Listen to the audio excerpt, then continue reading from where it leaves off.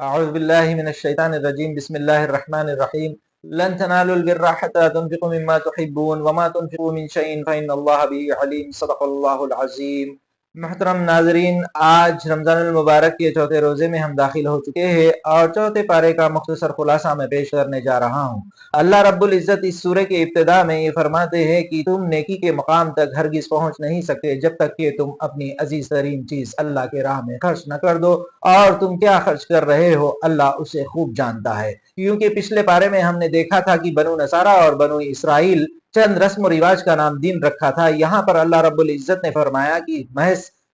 چند رسوم و رواج کو اپنا لینا یا اس پر عمل کرنا دین نہیں ہے، بلکہ انسان جو اپنی مشقت سے کماتا ہے اسے بھی اخلاص کے ساتھ اللہ کے راہ میں خرچ کرنے کی جب نوبت آ جائے تو بلا جھجک اسے خرچ کر دینا چاہیے۔ اس کے بعد اللہ رب العزت ہمیں یہ فرماتے ہیں کہ بنو نصارہ کا جو حربہ تھا کہ اللہ تعالیٰ نے جسے حلال قرار دیا تھا وہ اسے حرام ٹھہرائے تھے، جبکہ نبی اکرم صلی اللہ علیہ وسلم نے آ کے ان چیزوں کی تصحیح کی تو یہ ایک طرح کا اعتراض کرنے لگے، تو اللہ تعالیٰ نے ان کے ذریعے جواب دینے کو کہا کہ یہ حلال اور حرام یہ خود اپنی مرضی سے کر رہے تھے، اللہ کے نزدیک تو یہ چیزیں حرام نہیں تھی۔ اسی طریقے سے اس کے بعد اللہ رب العزت فرماتے ہیں کہ تمہیں بھی چاہیے کہ ابراہیم علیہ السلام کی پیروی کرو کیونکہ وہ حنیف مسلمہ تھے، اور پھر ان اول بیت وضع للناس فرماتے ہیں کہ سب سے قدیم گھر اللہ کی عبادت کے لیے جو بنایا گیا تھا وہ مکہ تھا، اور اس کے اطراف بہت سے نشانیاں ہیں اور جس کو استطاعت ہو وہ اس کا سفر کرے۔ اس کے بعد یہ فرماتے ہیں کہ بنو نصارہ اور بنو اسرائیل کو انہیں چاہیے تھا کہ سب سے پہلے حق کی آواز پر وہ لبیک کہے، بلکہ ان کی بدبختی یہ تھی کہ سب سے پہلے انکار کرنے والے وہی لوگ تھے۔ اس کے بعد اللہ تعالیٰ جماعت مومنین کو مخاطب ہو کر فرماتا ہے کہ تم ان کے کسی بھی ایک گروہ کی اگر پیروی کرنے لگے ہو تو ایک ایمان کے بعد تم کفر کی حالت میں چلے جاؤ گے، اور یہ کیسا ممکن ہوگا کہ تمہارے نزدیک اللہ کی کتاب ہے اور تمہارے درمیان میں رسول ہو، تم ایسی حرکت کرو۔ اس کے بعد مومنین کے لیے اجتماعی زندگی کے لیے ایک بہترین رہنمائی والی آیت ہم سب کو چاہیے کہ اس کو یاد کر لے۔ اللہ فرماتا ہے وَاعْتَصِمُوا بِحَبْلِ اللَّهِ جَمِيعًا، اللہ کی رسی کو مضبوطی سے تھام لو، پکڑ لو۔ وَاعْتَصِمُوا بِحَبْلِ اللَّهِ جَمِيعًا وَلَا تَفَرَّقُوا، یعنی اس آیت میں اللہ تعالیٰ فرماتے ہیں کہ تم سب مل کر اللہ کی رسی کو مضبوطی سے تھام لو اور پھر قومیں نہ بٹو، اور یاد رکھو کہ تم ایک دوسرے کے جانی دشمن تھے، اور یہ اللہ تعالیٰ کی رحمت تھی کہ اس کی وجہ سے تم آپس میں ایک دوسرے کے درمیان الفت پیدا ہو گئی، تم جہنم کے کنارے پر ٹھہرے ہوئے تھے۔ تو عزیزان محترم، بتانا یہ مقصد ہے کہ اگر ہم نے اللہ کی رسی کو چھوڑ دیا یعنی قرآن کو چھوڑ دیا تو ہم آپس میں فرقوں میں بڑھ جائیں گے۔ اب اس کے بعد ہم دیکھتے ہیں کہ وہ قرآن کریم کی جامع ترین آیات جو اکثر ہم مسجد کے ممبروں پر سنتے ہیں، کنتم خیر امت اخرجت للناس تأمرون بالمعروف وتنہون عن المنکر وتؤمنون باللہ، تم بہترین امت ہو، یعنی کہ تم لوگوں میں سے ایک بہترین امت کی طور پر نکالی گئی ہو، اور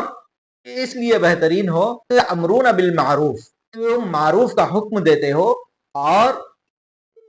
وتنہون عن المنکر، اور منکر یعنی برائی کو روکتے ہو، اور اسی طریقے سے وتؤمنون باللہ، اور ایمان بھی رکھتے ہو۔ یعنی عزیزان محترم، یہاں پر معروف کا حکم دینا اور منکر سے روکنا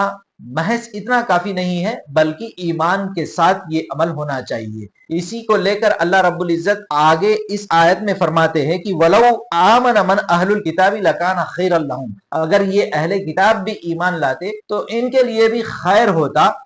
مِنْهُمُ الْمُؤْمِنِينَ وَأَكْثَرُهُمُ الْفَاسِقُونَ، ان میں سے بھی کچھ لوگ مومن ہیں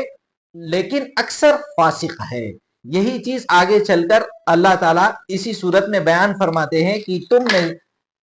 سب اہل کتاب یکساں نہیں ہے، ان میں ایک گروہ عہد پر قائم ہے۔ عہد کیا ہے؟ ایاک نعبد و ایاک نستعین، ایک ہی اللہ کی عبادت کریں گے اور اسی سے مدد طلب کریں گے۔ یہ رات کے وقتوں میں اللہ کی آیت کی تلاوت کرتے ہیں۔ کون؟ اہل کتاب بنو اسرائیل میں سے کچھ لوگ۔ اللہ تعالیٰ ان کی بڑی تعریف کرتے ہوئے فرماتے ہیں یہ رات کے وقتوں میں اللہ کی آیت کی تلاوت اور سجدہ کرتے ہیں، اللہ اور روز آخرت پر ایمان رکھتے ہیں، یہ صرف عبادت کرتے نہیں بلکہ ساتھ میں روز آخرت پر، اللہ پر، توحید اور آخرت پر ان کا ایمان مضبوط ہوتا ہے، معروف کا حکم دیتے ہیں اور منکر سے روکتے ہیں اور بھلائی کے کاموں میں سبقت کرتے ہیں، اور یہ لوگ نیکوکاروں میں سے ہیں، چونکہ یہ کریں گے تو اس سے محروم نہیں کیے جائیں گے، اور اللہ خدا ترسوں سے باخبر ہے۔ چاہے کوئی بھی شخص کیوں نہ ہو، جن کا ایمان اللہ پر ہو، آخرت پر ہو، اور وہ نیک اعمال بھی کرے اور نیکی میں سبقت کرنے کی فراغ میں رہے، اللہ ایسے لوگوں کے کاموں کو بڑی قدر سے دیکھتا ہے۔ اب یہاں سے لے کر سورہ آل عمران کے اختتام تک ایک بہت ہی اہم اسلامی تاریخ کا واقعہ یعنی جنگ احد کے اطراف سارا مضمون گھومتا ہے۔ یہاں پر اللہ رب العزت نے جنگ احد کی تیاری کے تعلق سے بتایا ہے کہ کیسے حضور اکرم صلی اللہ علیہ وسلم جنگ احد کی تیاری کرنے لگے تھے، اور یہ جنگ احد کے بڑے نتائج باہر نکل کر سامنے آتے ہیں۔ آج تک مفسرین میں یہ بات زیر بحث رہی ہے کہ یہ جنگ گویا شکست تھی یا فتح تھی۔ بظاہر طور پر یہ دیکھا جائے تو یہ ایک ایسی جنگ تھی جو ایک چھوٹی سی غلطی کی وجہ سے جیتی ہوئی جنگ شکست میں تبدیل ہو گئی تھی، لیکن اس کے دوسرے فوائد بھی ہوئے تھے، جس میں مومنین اور منافقین کی جماعت چھٹ کر باہر آ گئی تھی، کیونکہ عین موقع پر عبداللہ بن ابی اپنے قافلے کے بہت سارے لوگوں کو، کم و بیش 300 لوگوں کو واپس لے کر چلا جاتا ہے، جس کی وجہ سے حضور اکرم صلی اللہ علیہ وسلم اور صحابہ کرام رضی اللہ تعالی عنہم اجمعین کی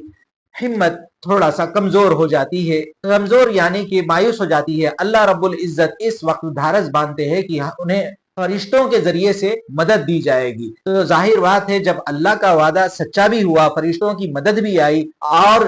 جنگ بالکل جیت کے قریب ہو چکی تھی، محض نہ ایک چھوٹی سی غلطی کی وجہ سے وہ جنگ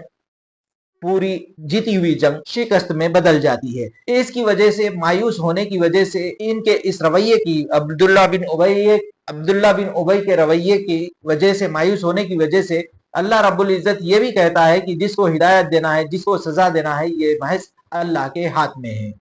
اس کے ساتھ ہی اللہ رب العزت نے جنگ کے شروع ہونے سے پہلے بھی مومنین کی جماعت کو حوصلہ افزائی کے لیے ایک اور بات بڑی اہم یہ فرمائی تھی کہ وَلَا تَهِنُوا وَلَا تَحْزَنُوا وَأَنْتُمُ الْأَعْلَوْنَ إِن كُنتُم مُؤْمِنِينَ، نہ تم غمگین ہونا، نہ تم پریشان ہونا، تم ہی غالب رہو گے، لیکن اللہ نے شرط لگائی کہ ان کنتم مومنین، اور مومنین ہونے کے ناطے تمہیں غلبہ حاصل ہوگا، اور یہ مشرک تو بڑے کمزور لوگ ہیں۔ پھر جب دشمن حملہ آور ہوتے ہیں اور جنگ کے حالات، جنگ کی صورت بالکل بدل جاتی ہے، اس وقت صحابہ میں سے کچھ لوگ حضور اکرم صلی اللہ علیہ وسلم کے پکارنے کے باوجود بھی واپس نہیں آتے۔ اس کیفیت کو بھی اللہ تعالیٰ نے، اس نقشے کو بھی کھینچا ہے۔ اس کے ساتھ ساتھ جب واقعہ پورا ہو جاتا ہے، احد کا معاملہ ہو جاتا ہے، تو حضور اکرم صلی اللہ علیہ وسلم کے بارے میں ایک بہت ہی اہم ترین وصف، بہت ہی بڑی خوبی کا اللہ تعالیٰ بیان کرتا ہے، اور اس خوبی کو خود اللہ تعالیٰ اپنی طرف منسوب کر کے کہتے ہیں کہ فَبِمَا رَحْمَةٍ مِّنَ اللَّهِ لِنْتَ لَهُمْ وَلَوْ كُنْتَ غَضًّا غَلِيظَ الْقَلْبِ لَانفَضُّوا مِنْ حَوْلِكَ فَاعْفُ عَنْهُمْ وَاسْتَغْفِرْ لَهُمْ وَشَاوِرْهُمْ فِي الْأَمْرِ وَإِذَا عَزَمْتَ فَتَوَكَّلْ عَلَى اللَّهِ إِنَّ اللَّهَ يُحِبُّ الْمُتَوَكِّلِينَ۔ عزیزان محترم، بڑی غور طلب آیت ہے۔ آپ کی زبان میں نرمی ہونا یہ ہماری رحمت ہے، اگر یہ نہ ہوتی تو یہ جو صحابہ ہے تمہارے جانثار ہے وہ بھی تمہارے اطراف نہ ہوتے۔ تو عزیزان محترم، بتانا یہ مقصد ہے کہ انسان چاہے کتنا بھی اچھا ہو، اگر اس کی زبان بری رہی تو اطراف سے اس کے لوگ نہیں رہیں گے۔ پھر اللہ تعالیٰ صحابہ کے مقام کو دیکھیے، یہ ساری چیزیں ہونے کے بعد اللہ تعالیٰ فرماتے ہیں کہ تم ان کو اپنے ساتھ رکھو، فَاعْفُ عَنْهُمْ، اور ان سے درگزر کرو اور ان سے مشورہ لو، اور پھر اللہ پر توکل کر کے جم جاؤ، اور اللہ تعالیٰ توکل کرنے والوں سے محبت رکھتا ہے۔ تو عزیزان محترم، احد کے واقعے سے ہمیں بہت ساری نصیحتیں ملتی ہے، اور اس کے آگے اللہ تعالیٰ بہت ساری چیزیں بیان فرمایا ہے کہ کن لوگوں سے دوستی رکھنا ہے، کن لوگوں سے دوستی نہیں رکھنا ہے، اور اسی طریقے کی بہت ساری ہدایات ہمیں ملتی ہیں۔ آخر میں ہم دیکھتے ہیں کہ سورہ آل عمران کے آخری 10 آیت، جس کے بارے میں روایت میں ہمیں ملتا ہے کہ نبی اکرم صلی اللہ علیہ وسلم روزانہ صبح اٹھنے کے ساتھ ساتھ ان آیتوں کی تلاوت فرماتے تھے، جس میں فرمایا گیا ہے کہ جو لوگ غور و فکر کرنے والے ہیں اور دعا کرتے ہیں کہ انہیں جہنم کی آگ سے حفاظت فرمائے. اور اسی صورت میں پیچھے بھی ہم دیکھ چکے ہیں کہ ان اہل کتاب کا جو نیکوکار تھے، جو مومن تھے، ان کا ذکر ہوا، اور اس صورت کا اختتام بھی اسی طریقے سے ہوتا ہے. بے شک اہل کتاب میں ایسے بھی ہے جو اللہ پر ایمان رکھتے ہیں، اس چیز پر بھی ایمان رکھتے ہیں جو تم پر اتارا گیا، یعنی قرآن پر بھی وہ ایمان رکھتے ہیں، اور اس پر بھی جو ان پر اتارا گیا، یعنی اس سے پہلے کے کتابوں پر بھی وہ ایمان رکھتے ہیں. وہ جانتے ہیں کہ یہ کتاب تصحیح کرنے آئی ہے، تصدیق کرنے آئی ہے. اسی طریقے سے اللہ سے ڈرتے ہوئے وہ اللہ کی آیتوں کا حقیر قیمت پر سودا نہیں کرتے. افسوس ہے کہ آج امت مسلمہ کے نام نہاد علماء اپنی مفاد کے خاطر قرآن کے معنی کو بدل دیتے ہیں، خود تو بدلتے نہیں، قرآن کو بدل دیتے ہیں. اس طرح کا نمونہ بنے ہوئے ہیں. ان کے لیے ان کے رب کے پاس ان کا اجر ہے، بے شک اللہ جلد حساب کرنے والا ہے. یعنی ایک اچھی بشارت ان مومنین کے لیے ہے جو اہل کتاب میں رہتے ہوئے اللہ پر ایمان رکھتے تھے اور روز آخرت پر بھی ایمان رکھتے. اب آئیے اس سورت کی طرف جس کا نام ہے سورت النساء، اور نام کے لحاظ سے اس میں بہت سارے احکامات خواتین سے جڑے ہوئے اللہ رب العزت نے نازل فرمائے ہیں. اور اس کی پہلی ہی آیت جو ہم اکثر اجتماعات مسجد کے ممبروں پر اور تقاریب میں سنتے ہیں، یا ایھا الناس، سیدھا سیدھا تمام نوع انسانی سے خطاب ہے، پورے ہیومن کائنڈ سے خطاب ہے. اللہ کا تقوی اختیار کرو. یا ایھا الناس اتقوا ربکم الذی خلقکم، اس اللہ کا، اس رب کا جس نے تمہیں پیدا کیا. ربکم الذی خلقکم من نفس واحدہ، ایک جان سے. وخلق منها زوجها وبث منهما رجالا كثيرا ونساء واتقوا الله الذی تساءلون به والارحام ان اللہ کان علیکم رقیبا. اس کے اندر اگر ہم کچھ امپورٹنٹ پوائنٹس اگر ہم دیکھیں گے تو اس میں تقوی کا ذکر کیا ہے اللہ رب العزت نے، اور تخلیق کا کہ ایک جان سے ہم پیدا ہوئے، تمام نوع انسانی بنو آدم ہے. اور اسی طریقے سے بنو آدم کے بارے میں ایک حدیث بھی ہمیں ملتی ہے، کل بنو آدم خطاؤن وخیر الخطاؤن التوابون، تمام بنو آدم خطاکار ہے اور بہترین خطاکار وہ ہے جو توبہ کرے. اب یہاں پر یہ بات اور بیان فرمائی گئی ہے کہ قاطع رحمی نہ کیا جائے اور صلہ رحمی کیا جائے، اور یہ جانتے رہے کہ اللہ تعالیٰ رقیب ہے، نگہبان ہے، ہر چیز کو دیکھ رہا ہے. یعنی کہ ایک سی سی ٹی وی ہے جس کے اندر ہر چیز ریکارڈ ہوتی ہے. رقیبہ کا معنی بھی کچھ اسی طریقے سے آتا ہے. اب اس کے بعد اللہ رب العزت نے جو چیزیں اس میں بیان فرمائی ہے، میں بڑی تیزی کے ساتھ اس کو عرض کرتا چلوں. اس میں اللہ رب العزت نے فرمایا ہے کہ یتیموں کو مال کو مت کھاؤ اور اس کے ساتھ گڑبڑ مت کرو. اسی طریقے سے اللہ تعالیٰ یہ بھی فرماتے ہیں کہ جو شادی کرنی ہے